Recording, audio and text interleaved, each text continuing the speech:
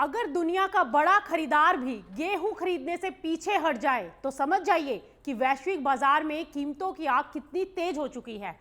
दक्षिण कोरिया ने अंतर्राष्ट्रीय बाजार से 65,000 टन गेहूं खरीदने की तैयारी की थी, लेकिन जैसे ही अमेरिका में फसल घटने की खबर आई, चिकागो बाजार उछल गया और कीमतें इतनी बढ़ी कि सौदा ही रुक गया। अब सवाल यह है कि सिर्फ गेहूं की कीमत का नहीं यहाँ पर, बल्कि दुनिया भर में बढ़ते सप्लाई संकट, महंगे फ्रेट और युद्ध जैसे हालात का बन गया है। अब क्या वैश्विक गेहूं बाजार एक नई तेजी की तरफ बढ़ रहा है?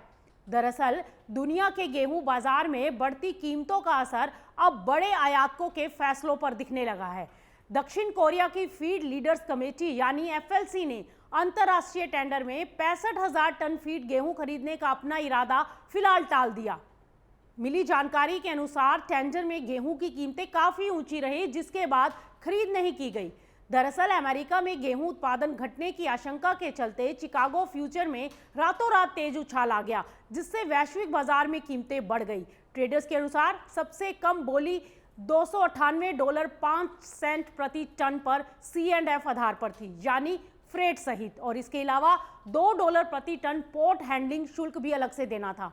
माना जा रहा है कि यह ऑफर कारगिल की तरफ से पूरे 65,000 टन के लिए दिया गया था।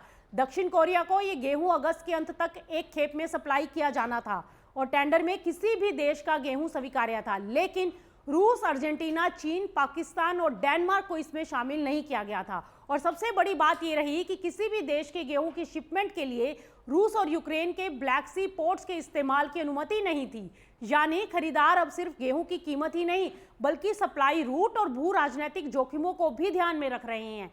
जानकार कह रहे हैं कि अमेरिका की फसल को लेकर चिंता, ब्लैक सी क्षेत्र में तनाव और ऊंचे फ्रेट कॉस्ट की वजह से आने वाले समय में वैश्विक गेहूं बाजार में अस्थिरता बढ़ सकती है। और अगर उत्पादन अनुमान और कमजोर होते हैं तो अंतर्राष्ट्रीय गेहूं कीमतों में और जबरदस्त तेजी देखने को मिल सकती है।